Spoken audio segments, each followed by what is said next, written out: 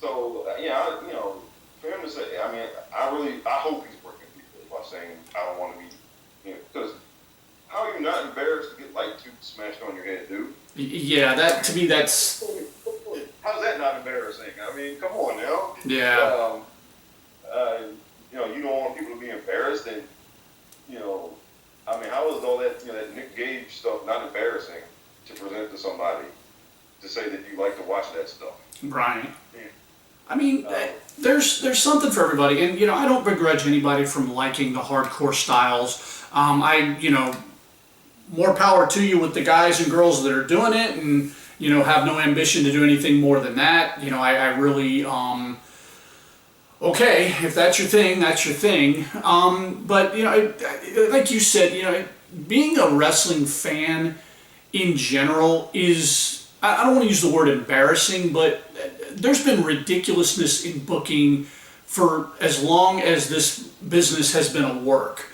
And that's really what it was founded on. And when you go back to the 80s and the stuff that they were doing with Jimmy Valiant, and they dressed up in drag back then. They had Dusty Rhodes booked RoboCop. Come on, guys, how are we not? And again, people took a crap on it. But for him to say that, or at least imply, not directly say, but to imply that WWE is currently the reason that people, kind of hide in corners and call themselves wrestling fans quietly. No, I couldn't disagree with that more wholeheartedly. I really think with these guys that are doing these tell-all podcasts, the CM Punks, the Jon Moxleys, these guys that are going out here and they're just airing it all out, man. They're just throwing it all out there. I really think and I'm going from personal perspective, and I'll share you a little bit of perspective in a minute on that. I really think this is going to come back to bite these guys in the ass somewhere down the line. About 8 years ago, I worked for a company that I got future endeavored from. I was currently trying to get out because I was miserable there. I was absolutely miserable. And they let me go under a certain set of circumstances, and at the time it was pretty depressing. It ended up being the best thing that ever happened to me. But I did what every YouTube vlogger did, and I got on YouTube and I did a 23-minute tell-all podcast video about what happened with me with this job and how miserable it was, and went down an entire timeline of events that spanned 2.5 years. The whole video went like 23 minutes. I mean, it was rather long, and I spilled my guts out there, and people saw it, including the people that future endeavored me. The people who were part of that situation saw it. There's not a word on it that isn't true. Everything that I talked about in that happened. I still feel the same way today that I did about that company the day I did the video. I would not do that video today. And there are reasons for that, because one, what did it accomplish? It accomplished absolutely nothing other than me sitting there beating my chest and getting it out and maybe feeling a little bit better. And at the end of the day, I ended up burning bridges that, I don't necessarily need to cross again, but you never know. So I really think maybe these guys need to pull it back a notch. Yes, you're frustrated. Yes, you're aggravated. And yes, you want to put it out there, but maybe just get on there. Because obviously when a guy like Dean Ambrose leaves WWE, it's not like, and this is no slight against him. When Ty Dillinger leaves, it's a little ripple. When Dean Ambrose leaves, it's a wave. So people want to catch that wave and find out what happened. Obviously, you get up there and say, look, it wasn't working out for me.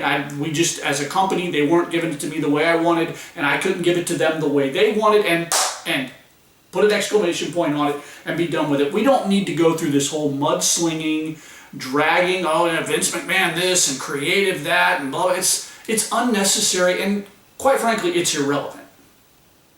And I'll add, and to be doing that with Chris Jericho, who we know is going back for the farewell tour in a few years. Oh, yeah. However things turn out with AEW, because Jericho is always working. Yeah. So we both know, everybody knows that no matter what happens with AEW, when it's time for the farewell tour, Chris is going home, and whereas you come on his show and you spill your truth and all of that stuff, he's going to go back home. He'll be fine. Yeah. But you're going to go back home one day and especially if it's after Vince is done and Hunter is in charge, and you know how Hunter is. Yeah. Hunter will take you to go bleep yourself. Yeah, it's. Yeah, let me get this straight. You took a giant crap on my father-in-law, the entire company, but you want a job back. Yeah, and now Vince will take anybody back. Oh yeah. But Hunter doesn't play that. So if one day and I don't think John will be in any dire straits or anything where he'll have to come back. No, I don't think so. But if one day he just wants to, maybe because it says Seth and Roman are almost done, and he wants to just come back and close it out with them. Yeah. Then, Vince will say, sure, no problem. But somebody like Hunter will be like, really? No, dude, get out of here. Yeah. But so doing those kind of interviews, like you said, it's just it feels good in the moment. Right. And and then Jericho will just let you talk. Well, yeah, he's making money at it. Right, so he'll let you talk. Because he knows when it's time to, he's got his ducks in a row. When it's time for the goodbye tour, he'll be back. Right, and, yeah. And, and he'll act like he never had a problem, and then because now he's talking like, he's talking a big game, like he's all anti-WWE and whatnot now, but everybody knows he's working us. And when it's time to come back for the farewell tour, he'll switch up his language. Yeah. And so you got to be careful, what road you go down when you do these things. And I just, like you said, it's, for me, the way to just say, look, they wanted me to do X, I wanted to do Y, we could never meet in the middle. Right. So,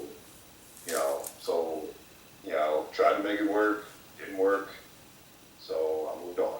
Yeah. All right. So I really think we kind of covered a few things as far as the Jon Moxley situation, the Wade Keller and the Chris Jericho podcast. I think we can cut it off there. Again, we're running a little bit long here. Well, hopefully YouTube will let me upload all this. So if you guys are digging it, man, I'm appreciating the watch. I'm appreciating the views. Rob, awesome having you on here. I really think we've got a good head start on some things, and looking forward to covering some more topics with you in some future videos. We'll do. Good to be here. I enjoyed it. Good to be here, man. All right, cool, man. All right, guys, we're out, and we'll see you on the next one.